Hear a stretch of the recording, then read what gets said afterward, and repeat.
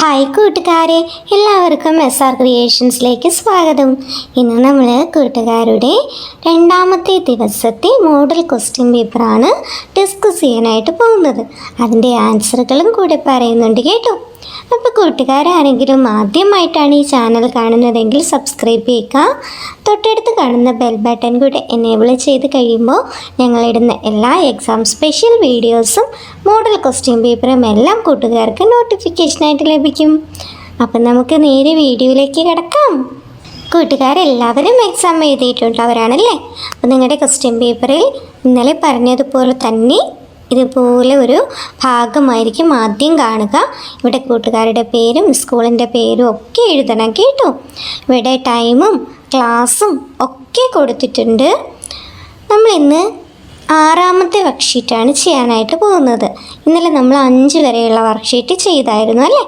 അപ്പോൾ നമുക്ക് 6ാമത്തെ വർക്ക്ഷീറ്റ് എന്താണെന്ന് നോക്കാം. വർക്ക്ഷീറ്റ് 6, തോരണങ്ങൾ. ഓരോ തോരണത്തിലും 14 റിബണുകൾ ഉണ്ട്. ചുവന്ന റിബണും മഞ്ഞ റിബണും. എങ്കിൽ ചുവപ്പെത്ര മഞ്ഞ എത്ര? കണ്ടുപിടിക്കാം. നോക്കിയേ കൂട്ടുകാരെ. ഹായ്, എന്തു ഭംഗിയുള്ള തോരണങ്ങളല്ലേ. അതെ. ഒന്നാമത്തെ സെക്ഷനിൽ 9 ചുവന്ന റിബണുകളുണ്ട്. എത്ര മഞ്ഞ ഉണ്ടാകും? എങ്ങനെ കണ്ടെത്തും?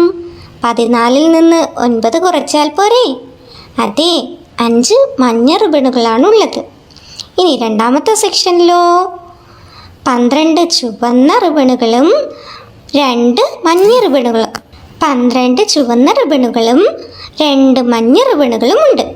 ഇനി മൂന്നാമത്തേതിലോ 8 ചുവന്ന റിബണുകളും 6 മഞ്ഞ റിബണുകളും ഉണ്ട്. നാലാമത്തേതിലോ 4 ചുവന്ന റിബണുകളും 10 മഞ്ഞ റിബണുകളുമുണ്ട്. അടുത്ത് ചുവപ്പും മഞ്ഞയും ഒരുപോലെ തന്നെ 7 റിബണുകൾ വച്ചിട്ട് ഉണ്ട്. വർക്ക്ഷീറ്റ് 7, സമ്മാന പൊതികൾ. ഓരോ പൊതിയിലുമുള്ള സമ്മാനങ്ങൾ എണ്ണി നോക്കൂ കൂട്ടുകാരെ. ഓരോന്നും എത്ര വീതമുണ്ടെന്ന് എഴുതൂ. അപ്പോൾ കൂട്ടുകാർക്ക് ഇതുപോലുള്ള ചോദ്യങ്ങൾ ഉണ്ടാവാൻ കേട്ടോ. എണ്ണി എഴുതാനൊക്കെ ഉണ്ടാകും. അപ്പോൾ എണ്ണാൻ കൂട്ടുകാർ നന്നായി പഠിച്ചു വെക്കണേ. ഇവിടെ മിഠായി 38 എണ്ണമാണുള്ളത്. എണ്ണി നോക്കൂ. ഓരോ വരിയിലും 10 എണ്ണം വീതം. അങ്ങനെ 3 വരികളിൽ 10 മിഠായികളുണ്ട്. അപ്പോൾ 30 മിഠായികൾ. പിന്നെ അല്ലാതെ ഒരു 8 മിഠായിയും കൂടെ അടുക്കി വെച്ചിട്ടുണ്ട്. അങ്ങനെ ടോട്ടൽ 38 മിഠായി. അടുത്ത ചോക്ലേറ്റ് നോക്കിയേ. ചോക്ലേറ്റ് ആദ്യത്തെ വരിയിൽ 10 എണ്ണം ഉണ്ടല്ലേ. അടുത്തതിലോ അതെ 4 എണ്ണമാണുള്ളത്. കൂട്ടി എഴുതൂ. 14. ലഡു ആദ്യത്തെ വരിയിൽ 10 എണ്ണം, രണ്ടാമത്തെ വരിയിലും 10 എണ്ണം, മൂന്നാമത്തേതിലോ 4 എണ്ണം മാത്രമേ ഉള്ളൂ. കൂട്ടി എഴുതൂ. 24. ബലൂൺ ആദ്യത്തെ വരിയിൽ 10 എണ്ണം, രണ്ടാമത്തേതിൽ 10 എണ്ണം, മൂന്നാമത്തേൽ 1. കൂട്ടി എഴുതൂ കൂട്ടുകാരെ. അതെ, 21. ഇനി സംഖ്യകളെ ചെറുതിൽ നിന്ന് വലുതിലേക്ക് എഴുതി നോക്കിയാലോ. ഇതേ ക്വസ്റ്റ്യൻ കൂട്ടുകാർക്ക് അടുത്ത എക്സാമിലും ചോദിക്കും കേട്ടോ. സംഖ്യകളെ ചെറുതിൽ നിന്ന് വലുതിലേക്ക് എഴുതാനും വലുതിൽ നിന്ന് ചെറുതിലേക്കാക്കാനും ഒക്കെ കൂട്ടുകാർക്ക് എക്സാമിന് ചോദിക്കാം. ആരോഹണക്രമവും അവരോഹണക്രമവും, അസെൻഡിങ് ആൻഡ് ഡിസെൻഡിങ് ഓർഡർ. അപ്പം അത് നന്നായി പഠിച്ചു വച്ചേക്കണേ. എഴുതിക്കോളൂ. 14, 21, 24, 28. നമ്മൾ ഇന്നലെ എക്സാമിൽ ഒരു കവിത എഴുതിയായിരുന്നല്ലേ കൂട്ടുകാരെ. അതെ. അപ്പോൾ ഇന്ന് നമ്മൾ എന്താ ചെയ്യേണ്ടത്? ചിത്രങ്ങൾ നോക്കി കഥ കണ്ടെത്തി എഴുതുക. ഒന്നാമത്തെ ചിത്രത്തിൽ കോഴിയമ്മയും കുഞ്ഞുങ്ങളെയും കാണാമല്ലേ. രണ്ടാമത്തെ ചിത്രത്തിൽ കോഴിയമ്മയും കുഞ്ഞുങ്ങളും ഉണ്ട്. മാത്രമല്ല ഒരു കള്ളക്കുറുക്കൻ ഇരിക്കുന്നതും കാണാം. ഒരു മരവും തൊട്ടടുത്തുണ്ട്. മൂന്നാമത്തെ ചിത്രത്തിലോ മരവും അതിലൊരു കാക്കച്ചിയും പിന്നെ തേനീച്ചക്കൂടും കുറുക്കനെയും ഒക്കെ കാണാമല്ലേ.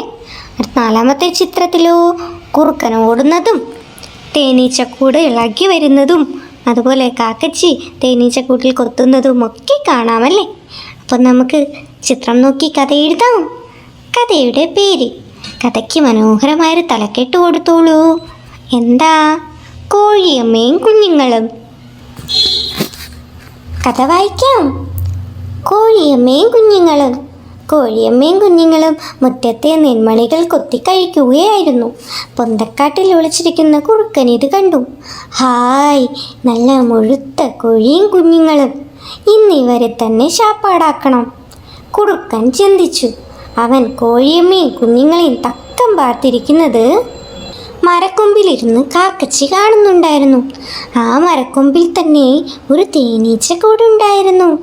കാക്കച്ചി വേഗം പറന്നു ചെന്ന് തേനീച്ചക്കൂടിനിട്ടൊരു കുത്തു കൊടുത്തു.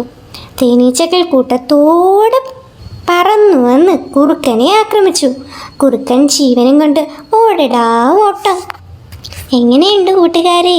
കഥ ഇഷ്ടമായോ? ഇഷ്ടമായല്ലേ? ഇനി അടുത്ത വർക്ക്ഷീറ്റ് നോക്കിയേ. വർക്ക്ഷീറ്റ് 9, വാർത്താവിനിമയം. താഴെ കാണുന്ന കാര്യങ്ങൾ വായിച്ചു നോക്കി യോജിച്ച ചിത്രത്തിലേക്ക് വരയ്ക്കൂ. നോക്കിയ കൂട്ടുകാരെ, ഇവിടെ 4 കാര്യങ്ങൾ കൊടുത്തിട്ടുണ്ട്. അതിന് തൊട്ടടുത്തായിട്ട് ചിത്രങ്ങളും കൊടുത്തിട്ടുണ്ട്. ഒന്നാമത്തെ ചിത്രം പത്രമാണ്, രണ്ടാമത്തേത് കത്താണ്, 3 റേഡിയോ, 4 മൊബൈൽ ഫോൺ. ഇനി ഓരോ കാര്യങ്ങൾ വായിച്ചു നോക്കൂ.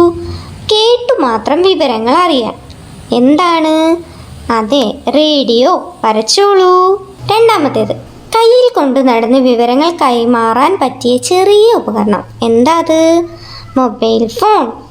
വായിച്ചു മാത്രം വിവരങ്ങൾ അറിയാൻ, എഴുതി മാത്രം വിവരങ്ങൾ കൈമാറാൻ. എന്താ കൂട്ടുകാരെ? കത്ത്. അടുത്ത ചോദ്യം നോക്കി. കണ്ടും കേട്ടും വിവരങ്ങൾ അറിയാൻ കഴിയുന്ന ഒരു ഉപകരണത്തിൻ്റെ പേരെഴുതൂ. ചിത്രം കൂടി വരയ്ക്കണം കേട്ടോ. എന്താ? ടെലിവിഷൻ. ചിത്രം വരച്ചോളൂ. ഹായ്, നല്ല ഭംഗിയുണ്ടല്ലേ? അതെ, നമ്മുടെ എക്സാമിൽ അവസാനത്തെ ചോദ്യമാണ്. നോക്കൂ, വർക്ക്ഷീറ്റ് 10, സുബുവിൻ്റെ സങ്കടം. വായിക്കൂ, ഉത്തരം കണ്ടെത്തി എഴുതൂ. ഇവിടെ മനോഹരമായൊരു കഥ കൊടുത്തിട്ടുണ്ട്, ചെറിയൊരു കഥ. ഇതിനെ തുടർന്ന് 5 ചോദ്യങ്ങളും കൊടുത്തിട്ടുണ്ട്.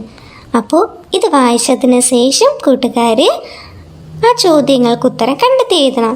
എഴുതുമല്ലോ അല്ലേ? ഇലഞ്ഞിക്കാട്ടിലായിരുന്നു എൻ്റെ താമസം. ഒരിക്കൽ വേട്ടക്കാർ കാട്ടിലെത്തി. കൂടെ കുറേ വേട്ടനായ്ക്കളും. അവർ കെണിവച്ചു മാനുകളെ പിടിച്ചു. കുഴി കുഴിച്ച് ആനകളെ വീഴ്ത്തി. തുരുതുരാ വെടിവെച്ചു. ഞങ്ങൾ പേടിച്ചുപോയി. പുഴയിലേക്ക് ചാടി. കൂടെയുള്ളവർ ഒഴുകിപ്പോയി. ഞാൻ നീന്തി രക്ഷപ്പെട്ടു. നമുക്ക് ചോദ്യങ്ങൾ വായിക്കാൻ കൂട്ടുകാരെ. വേട്ടക്കാരുടെ കൂടെ കാട്ടിലേക്ക് വന്നതാര്? ഉത്തരം വേട്ടനായ്ക്കൾ. രണ്ടാമത്തെ ചോദ്യം, സുപ്പുവിൻ്റെ താമസം എവിടെയായിരുന്നു? ഉത്തരം ഇലഞ്ഞിക്കാട്ടിൽ. മൂന്നാമത്തെ ചോദ്യം, സുപ്പുവും കൂട്ടരും പേടിച്ചോടാൻ കാരണമെന്ത്? ഉത്തരം തുരുതുരാ വെടിവെച്ചപ്പോഴാണ് സുപ്പുവും കൂട്ടരും പേടിച്ചോടിയത്. നാലാമത്തെ ചോദ്യം, മാനുകളെ പിടിച്ചത് എങ്ങനെ? ഉത്തരം കെണിവെച്ചാണ് മാനുകളെ അവർ പിടിച്ചത്. ഇനി നോക്കിയ കൂട്ടുകാരെ, ഈ ചിത്രവുമായി ബന്ധപ്പെട്ട വാക്യം കണ്ടെത്തി എഴുതൂ. ഈ ചിത്രത്തിൽ എന്താണ് കാണുന്നത് കൂട്ടുകാരെ? സുപ്പുകരടി നീന്തി രക്ഷപ്പെടുന്നതാണ് നമുക്ക് ചിത്രത്തിൽ കാണാൻ പറ്റുന്നതല്ലേ? സുപ്പുകരടി വെള്ളത്തിലൂടെ നീന്തുകയാണ്. അപ്പോൾ കൂട്ടുകാരെ, നമ്മൾ എക്സാം അറ്റൻഡ് ചെയ്ത് കഴിഞ്ഞു. വളരെ ഈസി ആയിട്ടുള്ള 5 ക്വസ്റ്റ്യൻസാണ് ഉണ്ടായിരുന്നതല്ലേ? അപ്പോൾ കൂട്ടുകാരെല്ലാവരും മോഡൽ ക്വസ്റ്റ്യൻ പേപ്പർ നന്നായി പ്രാക്ടീസ് ചെയ്യുക കേട്ടോ. ഇതുപോലുള്ള ചോദ്യങ്ങളായിരിക്കും കൂട്ടുകാർക്ക് എക്സാമിന് വരിക. അപ്പോൾ കൂട്ടുകാർക്ക് ക്ലാസ്സുകൾ ഇഷ്ടമായെങ്കിൽ ലൈക്ക് ചെയ്യുക, നിങ്ങളുടെ ഫ്രണ്ട്സിന് കൂടെ ഷെയർ ചെയ്ത് കൊടുക്കുക. അടുത്ത ക്ലാസ്സിൽ നമുക്ക് ഒരുമിച്ച് കാണാം. താങ്ക്